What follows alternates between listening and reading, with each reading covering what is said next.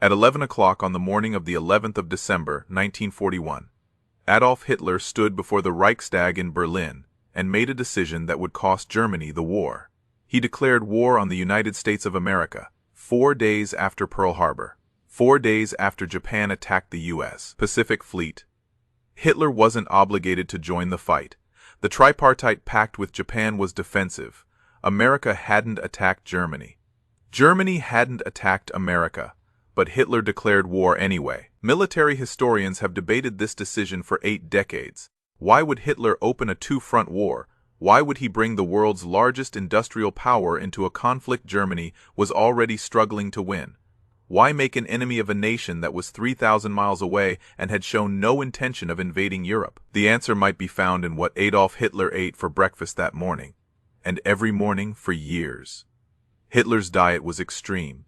Vegetarian by the early 1940s. No meat, no fish. Limited dairy, he consumed massive amounts of sugar.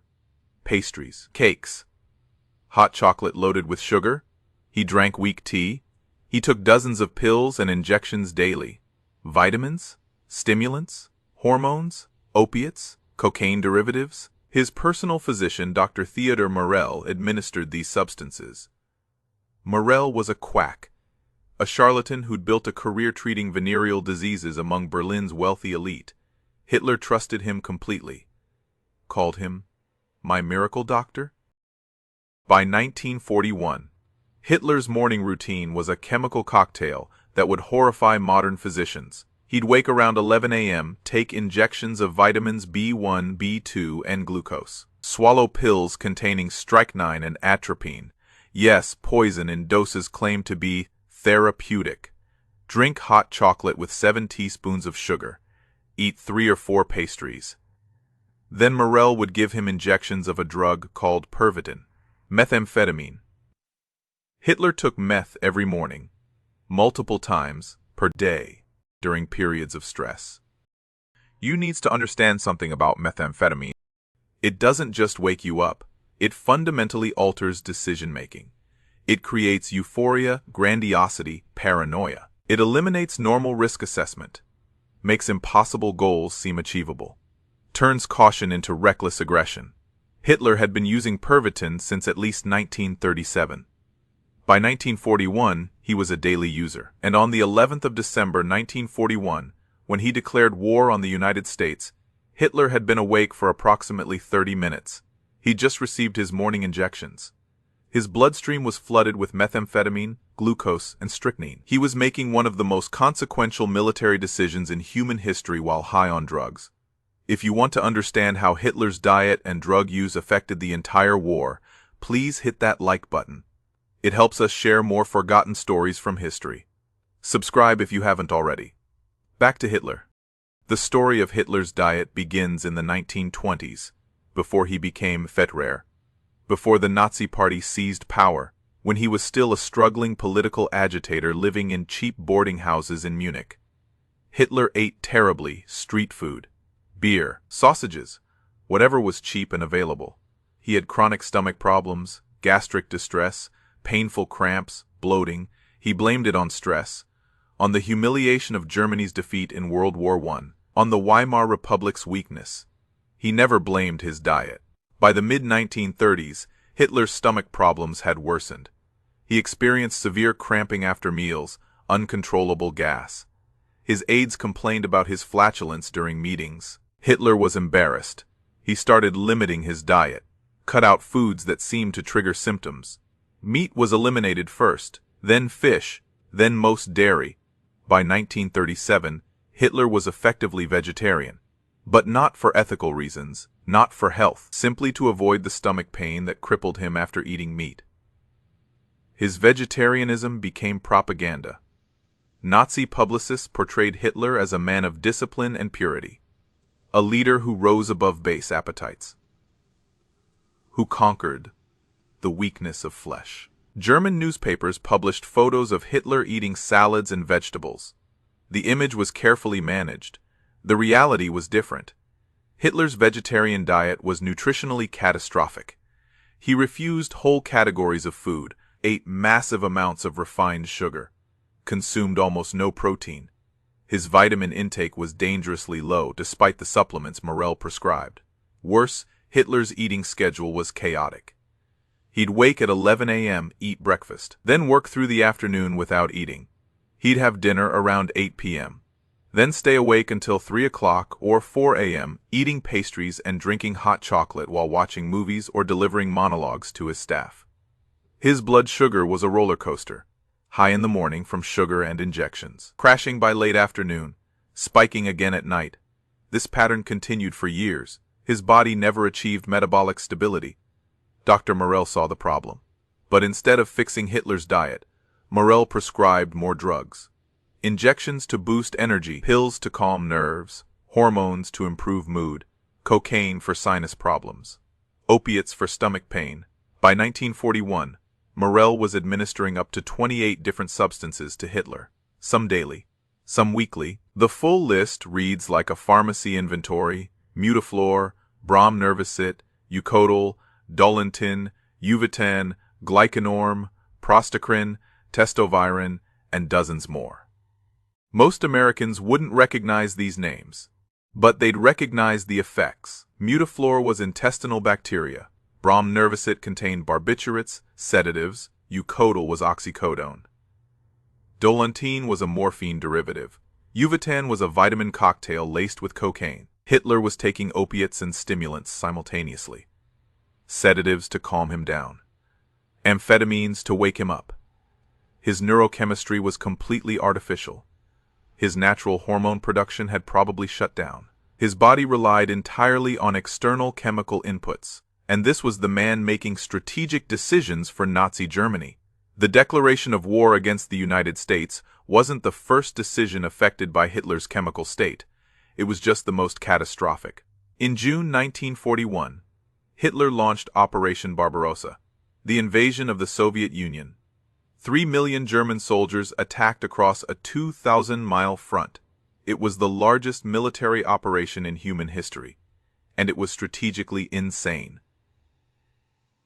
Germany was already at war with Britain. German forces were fighting in North Africa, the Balkans, the Atlantic.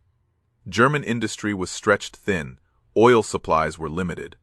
The Wehrmacht was powerful, but not infinite. Opening another front against the Soviet Union, a nation with unlimited manpower and vast territory, defied basic military logic. Every one of Hitler's generals opposed it. They argued for consolidating gains, securing Europe, defeating Britain first. Hitler overruled them all. He was certain the Soviet Union would collapse within weeks. He told his staff that the Red Army was weak, that Stalin's purges had destroyed Soviet military capability, that one swift blow would shatter the entire communist system. This wasn't strategic analysis. This was grandiose delusion, the kind of thinking that comes from amphetamine-induced euphoria, the absolute certainty that you are right and everyone else is wrong. The inability to assess risk realistically. Hitler made this decision in the spring of 1941. At the height of his Pervitin use, Morell's records show he was injecting Hitler with methamphetamine multiple times per week, sometimes multiple times per day during important meetings. The invasion began the 22nd of June. By December, the Germans were frozen outside Moscow. The Blitzkrieg had failed. The Soviet Union hadn't collapsed. The Wehrmacht was suffering casualties it couldn't replace. The quick victory Hitler had guaranteed became a grinding war of attrition. 5 months later, Hitler declared war on the United States. Again, his generals were horrified. Germany couldn't win a war against America's industrial capacity. The United States could outproduce Germany in every category: ships, planes, tanks, artillery, raw materials. Germany's only advantage was that America was 3,000 miles away. Declaring war eliminated that advantage. It brought America fully into the European theater. It guaranteed massive U.S. military intervention. It made Germany's defeat inevitable. Hitler didn't care. He was convinced Germany would win. Absolutely certain. He told his staff that American soldiers were weak, that American industry was overstated, that the United States was controlled by Jews who would never fight effectively. This was methamphetamine talking. The grandiosity, the paranoia, the racist delusions amplified by drugs that eliminated normal judgment. Hitler's morning routine on the 11th of December 1941 followed his standard pattern. Wake around 11 a.m. Morell arrives with his medical bag. Injections first, vitamins, glucose, Pervitin, then breakfast, hot chocolate with sugar, pastries, maybe some fruit. By noon, Hitler was chemically optimized for irrational confidence. His dopamine system was flooded, his serotonin disrupted, his normal risk assessment mechanisms overridden. He felt invincible, certain, powerful. He walked into the Reichstag and declared war on a nation with 10 times Germany's industrial capacity. And he felt good doing it. The decision that brought the United States into World War II wasn't made by a strategic genius. It was made by a methamphetamine addict eating pastries for breakfast. Hitler's diet and drug use worsened as the war continued. By 1944, he was taking injections up to 5 times per day. His hands shook constantly. He suffered from severe insomnia. His memory was failing. He experienced episodes of rage followed by complete emotional shutdown. Morell kept prescribing more drugs. When Hitler complained of fatigue, Morell gave him stronger stimulants. When the stimulants prevented sleep, Morell added barbiturates. When Hitler's stomach pain worsened, Morell prescribed opiates. The cycle was self-reinforcing. Hitler's military decisions became increasingly erratic. He refused to allow retreats even when tactical withdrawal would have saved entire armies. He insisted on holding positions that were strategically worthless. He ordered offensives that had no chance of success. The Battle of the Bulge in December 1944 was pure Hitler. A massive offensive through the Ardennes forest aimed at splitting Allied forces and capturing the port of Antwerp. It required everything Germany had left: men, tanks, fuel, ammunition. If it failed, Germany would have nothing left to defend with. Every general told Hitler the offensive would fail. The Allies were too strong. German forces were too weak. The supply situation was impossible. Weather conditions were terrible. Hitler ordered the attack anyway. He was certain it would work. Absolutely convinced. He gave the offensive a grandiose name, Operation Watch on the Rhine. He told his generals it would change the course of the war. The offensive began the 16th of December. By the 26th of December, it had stalled. By January, it had completely failed. Germany had burned through its last reserves for nothing. The road to Berlin was now wide open. Hitler blamed his generals. Never his own judgment. Never the drugs that were destroying his cognitive function. By April 1945, Hitler was taking 8 to 10 injections per day. Morell's records show he was administering oxycodone, multiple times daily for stomach pain. Hitler was physically addicted to opiates on top of his methamphetamine dependency. He was making decisions for a nation of 80 million people while experiencing withdrawal symptoms between doses. On the 30th of April 1945, Hitler committed suicide in his bunker beneath Berlin. The war in Europe ended 8 days later. Germany was destroyed.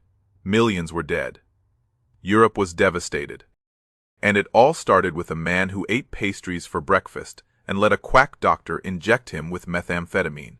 Dr. Theodor Morell was captured by American forces in May 1945. He was interrogated extensively. U.S. Army physicians examined his medical records and were horrified. One American doctor wrote, "Morell's treatment of Hitler was malpractice on a scale that defies comprehension. He turned the Führer into a drug addict and called it medicine." Morell was never prosecuted. He was considered too pathetic for war crimes charges. He died in 1948, largely forgotten, but his legacy lives on in every decision Hitler made while under the influence of the drugs Morell prescribed. The invasion of the Soviet Union, the declaration of war on the United States, the refusal to retreat, the pointless offensives, the final collapse. Hitler's diet didn't just affect his health. It affected his judgment. And his judgment affected the world. Modern historians have access to Morell's medical records. They've analyzed the substances Hitler consumed. They've consulted with pharmacologists and neurologists. The consensus is clear. Hitler was severely impaired by drug use throughout the war. This doesn't excuse his actions, doesn't diminish his responsibility. Hitler chose to take the drugs. He chose to trust Morell. He chose to ignore the side effects. He chose to make decisions while chemically impaired. But it does explain why his strategic thinking became increasingly irrational, why he made decisions that contradicted basic military logic, why he seemed incapable of accepting reality. He was high. Every morning, for years, the American military learned from this. After the war, the U.S. Military Medical Corps established strict protocols for treating senior commanders, no powerful drugs without extensive oversight. Regular physical and psychological evaluations. Multiple physicians reviewing treatment plans. The goal was simple. Never let one doctor have complete control over a commander's medical care. Never let chemical dependency affect strategic decisions. Never repeat Hitler's mistake. Because that mistake cost 50 million lives. If this story changed how you think about World War II, do me a favor. Hit that like button. Every single like tells YouTube to show this story to more people. Hit subscribe and turn on notifications. We're rescuing forgotten stories from dusty archives every single day. Stories about how small decisions affect massive outcomes. Real history, real consequences. Drop a comment right now and tell us where you are watching from. Are you watching from the United States, United Kingdom, Canada, Australia? Our community stretches across the entire world. You are not just a viewer. You are part of understanding history better. Tell us your location. Tell us what you think about this story. Just let us know you are here. Thank you for watching, and thank you for helping us explore the hidden details that change the world.